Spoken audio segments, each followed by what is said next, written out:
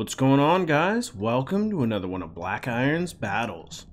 Today we've got a Total War Warhammer 2 Mortal Empires 1 versus 1 quick battle for you. And if you take a look from the top, you'll see that I'm using the Dwarves and we're facing off against the Empire.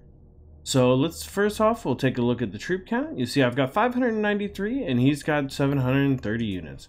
So we do have quite a lower number of units than him, and that's, you know, pretty typical of the Dwarves. They got kind of low model counts, but I've brought an especially low model count army. Right off the bat, let's take a look here in the front, and you'll see that I have brought 3 groups of Thunderers and 1 group of Rangers with great weapons. Those great weapon Rangers with their axes will really be able to take down any large flying units or anything like that. And since they do have 45 armor-piercing missile damage on their axes, they're able to really take down. I mean, even though the Thunderers have armor-piercing, they only have 19 damage, so it's a huge difference. Besides that, I do have a bunch of artillery. I've got the Goblobber, which is a regiment of renown, Grudge Thrower over here, and I've also got over here in the back, I do have a cannon. So I've got just a line of artillery here, and these are Dwarven artillery, Dwarven cannons, Dwarven Grudge Throwers, so they'll be able to do some good damage. Here for my main infantry, I really have went with elite infantry. I've got Ironbreakers, and I've got 3 of them. So we've got a row of Ironbreakers here, and with their satchel charges, they should be able to do some good damage too. Here in the back, we do have 2 groups of Slayers, so as you can tell, we've really got with a pretty elite infantry corps. 3 Ironbreakers, 2 Slayers. We don't have any Dwarf Warriors, no Longbeards, anything like that. We don't even have the Grumbling Guard. Besides them, we do have a Dwarven Thane, and of course, we do have that Tormentor Sword. So that is you know, the new thing for the Dwarves. It's kind of like a must include. And I've also brought that rune that he's got because... Let's go ahead. I mean, so the Tormentor Sword obviously has that ability that makes it so they can't move for 20 seconds. And also we've got this Master Rune of Stromny, which will add 5 melee attack and 4 leadership. So, you know, he is able to freeze people in place, and he's able to give a good buff to the surrounding troops. And for our Lord, we do have Ungrim Iron Fist. All right, he is the Slayer King. Look at that. Look at his mohawk. He is crazy. He's got that huge axe and 430 armor piercing. He is just a beast. And I also have brought his ability. If we take a look here, you can see here the death blow. When his hit points are lower than 20%, he does grab 15 armor piercing and 15% weapon damage. So when he gets low, he starts hitting hard. For my opponent over here, you'll see on the right, he does have Sterling's Revenge, which are those regiment of renown. They are the Free Company militia, and they actually do have armor piercing, so they're definitely a good unit to bring against the Dwarfs. He does have Zintler's Reichsguard over here, and I just love the way those Reichsguard look. And they're anti-infantry. Those are pretty strong cavalry. They've got 120 armor, so they should be able to help. He does have some more cavalry over here, and those are the Knights of the Blazing Sun. And with the Dwarfs' innate resistance to magic attacks, I'm not sure if that you know, I'm not sure if that applies to the flame attacks, but let me know in the comments below if you guys know. But I mean, look at that. He's got rank 4 on these guys. So these guys are super expensive, 78 charge bonus, and that's a good chunk of money he's got there. For his legendary lord up here in the sky, he does have Karl Franz, and look, oh man, on top of Deathclaw. So that is nasty. He's causing terror. He does armor piercing. He'll be doing some major damage. He's also got, of course, the silver bullets, which again with their magic damage, we're not sure. I mean, they do have armor piercing as well, but they do have magic damage, so they may be a little less effective against those magic resist dwarves. He's also got a Witch Hunter. That's something you don't see every day. Let's take a look in there. Oh, he's got that Witch Hunter, so he does have armor piercing, so, and he can fire while moving. So maybe that's a counter to the Thane. I'm not sure. We'll have to check it out. He's also got some great swords here mixed in, and he's also got Tattersouls and Sigmar's Sons. So he also went with a pretty light infantry corps. So luckily for me, that kind of works to my advantage. So let's go ahead and check out how this goes, and let's see if it's a grudging. So right off the bat, my cannons start firing, and they start firing up there at Karl Franz. And I'm thinking to myself, that's a pretty good target. I always like to take out Karl. I do go ahead and get my Goblobber, and I get it focused on some great swords so that we can, you know, take out the most expensive unit I'm kind of seeing over there. I'm pretty sure the great swords are the most money. But I also then realized that I need to get my cannon shooting at these Knights of the Blazing Sun, and look at that huge hit. Oh my god. So these Knights of the Blazing Sun are actually down like almost a third health. I mean, look at that. They've lost 12 models, and these cannons were just blasting them. So they had to get off to the edge immediately. And if you take a look here, Karl Franz is going to take some heavy hits from these Thunders. I've kind of, you know, branched out my Thunders, and I was trying to kind of take some shots, but I realized, oh my god, I've overextended. Those Rangers with great weapons, they do take some more shots. You know, the Knights of the Blazing Sun are down to about half health from the cannon blast. But this is a crazy match unfolding. If you look here, he is bringing those Reichsguard around the backside, and we are still just taking as many shots as we can with these two groups of Thunderers, but he's already broken off those Rangers. Luckily for him, he is going to get a great charge off. Look at that charge. He's going to get right into those cannons. And he has actually already almost destroyed the entire group of cannons. I have got these Slayers right here, but they're just not quick enough. And my Thane is also not in the right place to use that Tormentor sword. And he's able to pull those Zintler's Reichsguard right back out. If you look over here on the right, you'll see that the Thunderers are engaging with the Sterling's Revenge. And now we're starting to look at those huge shots. Those Tattersouls are getting hit with those Ironbreakers, and the Ironbreakers are doing their magic.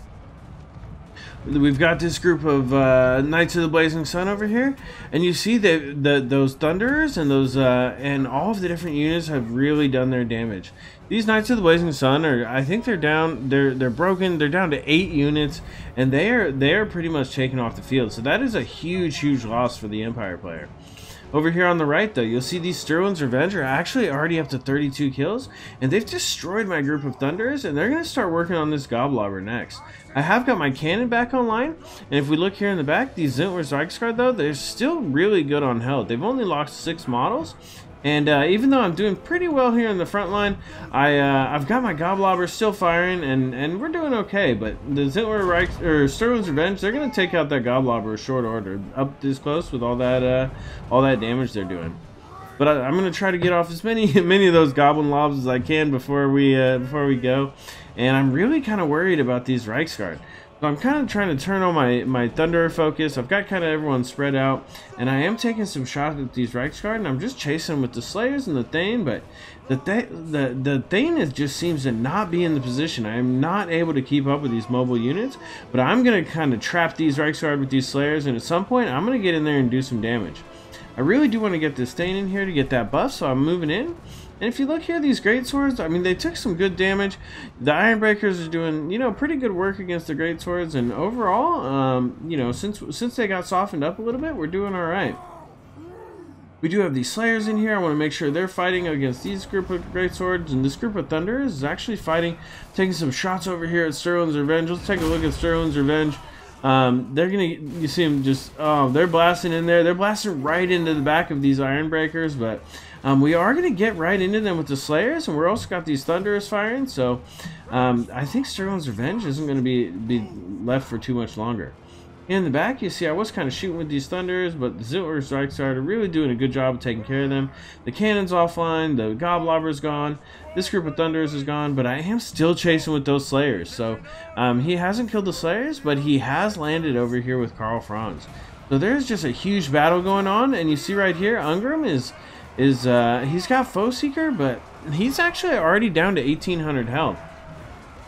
So there's just an epic battle going on, but Ungrim is taking a pretty good beating. The Witch Hunter's right in here. Karl Franz is right in here. But luckily for me, I do have my Thane in here as well. So we're going to just, and in the back here, we do have a couple of Thunderers that are back online. You can see them firing in here. And I'm trying to do everything I can just to knock out Karl Franz. Ungrim is down to 1200 health, and I think, at 900 health here, I think that he's actually, look at that, 75 melee attack. So he is going to start just knocking down Karl Franz. Karl Franz is taking off out of here, and I think if I remember right, these guys do get the final shot. Boom! Down he goes in slow motion, and you'll see he just drops out of the air.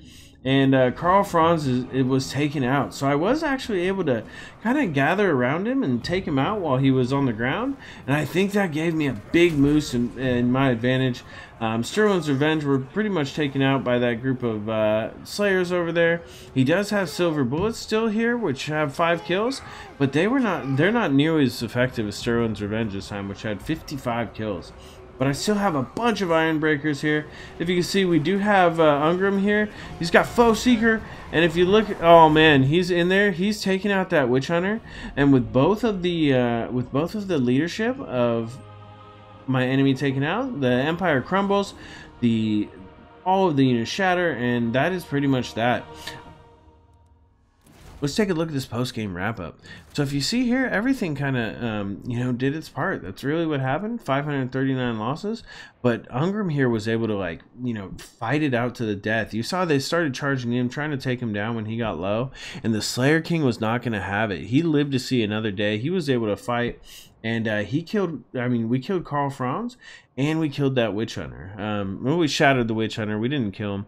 But these Thunderers were actually able to keep firing, even though they did have a really mobile army. The Zintler's Reichsguard and the Knights of the Blazing Sun.